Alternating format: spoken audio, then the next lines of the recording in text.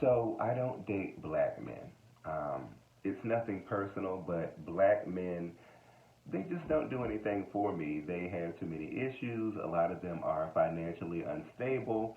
Um, there have been quite a few that I have tried to date, and I was just kind of disgusted that they didn't have like both of their parents, and it's too much. It doesn't make me look good to date that. Not me, because I love a black man. But let me tell you something. That's an attitude that I see a lot among black gay men, especially here in California and in a lot of major cities that I visit.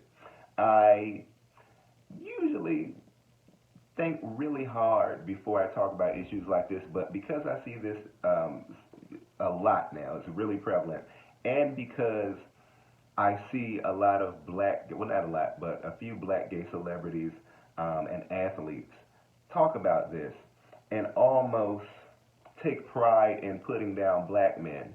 I just wanted to say something about it.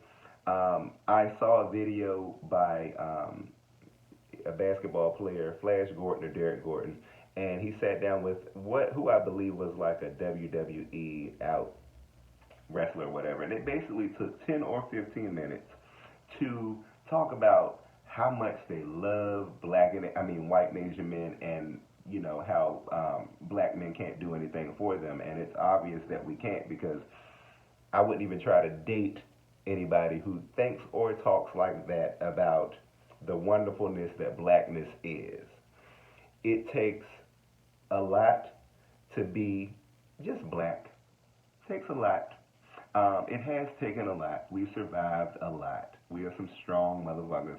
And if you add on top of that being gay or a woman, even though I don't date women, but I love black women, and Christian, if you're black, gay, and like Christian, or disabled or some shit like that, and you have to go out and face the world every day, and you survive, and you still find the strength to exist, that's what I want to love on.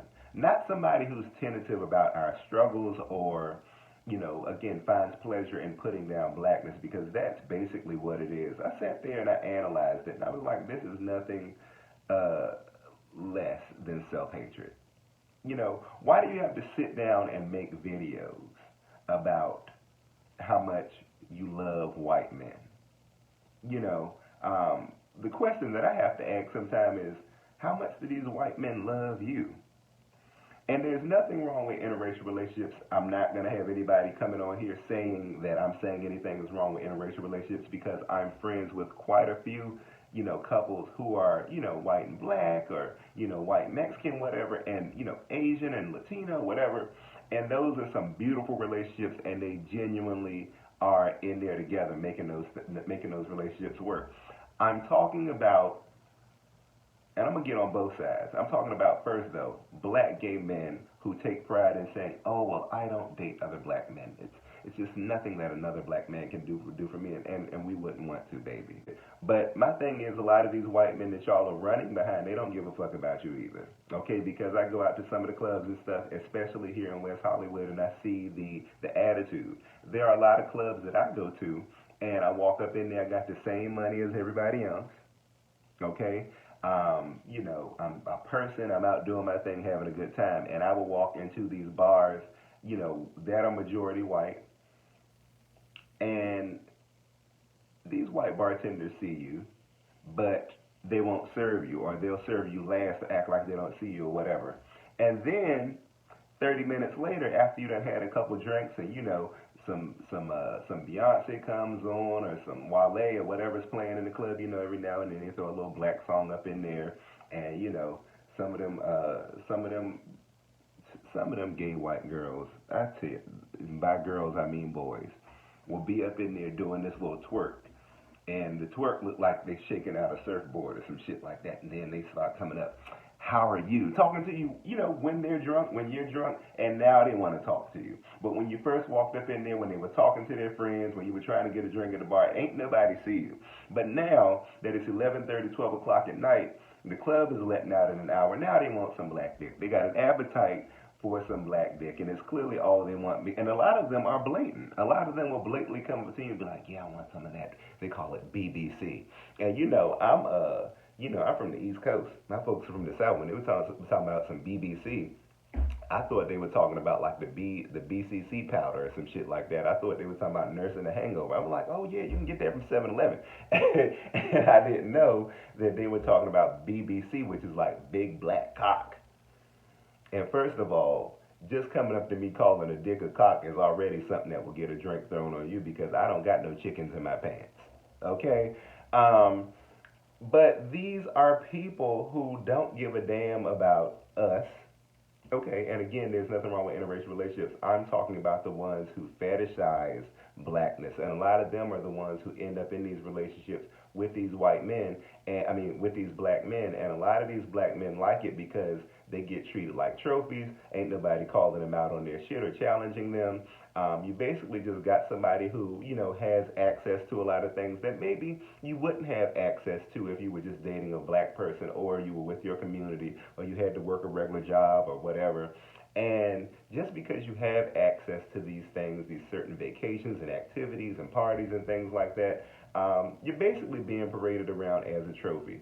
None of these people would give a fuck about you if you got shot by the police. They wouldn't give a fuck about you if you were over here on my side of town or on the side of town with folks who look like you. And basically, that's what they treat you like. They might as well be feeding you Alpo with their little golden retriever because to them, you're basically a pet. Okay? And again, I have, friends who are, interracial couples, and I know the difference between that and when I see a fetish going on.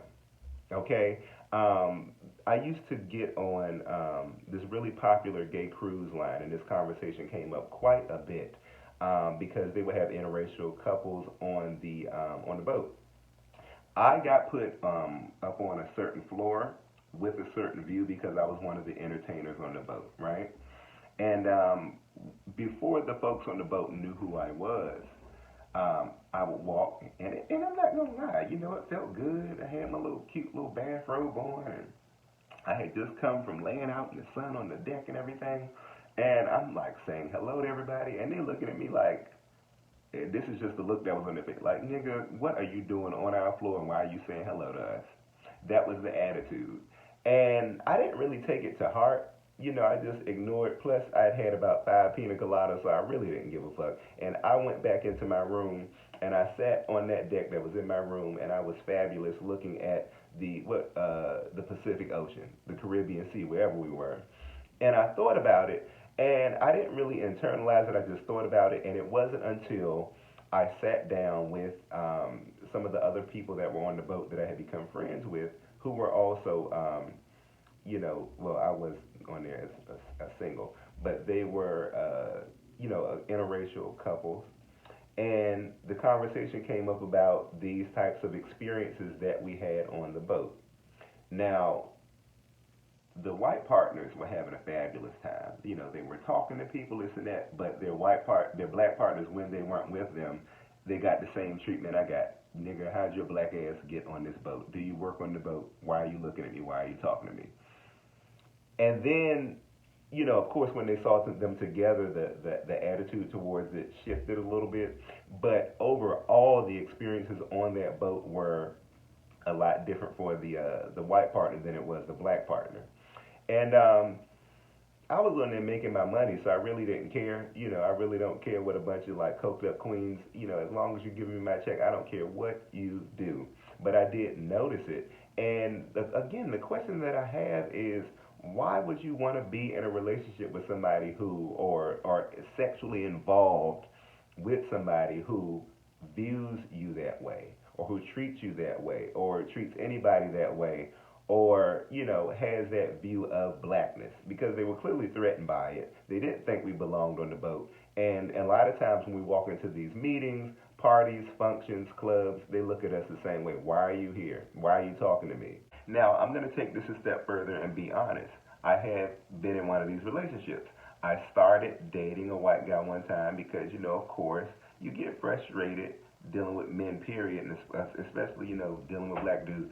One of the first things people say is, oh, well, maybe you should consider dating outside your race. And I'm like, all right, cool. And I did it as a solution to the issues that I was having with the dudes that I was seeing. Got with this white dude and ran into some even bigger issues. Dude was pandering to my blackness.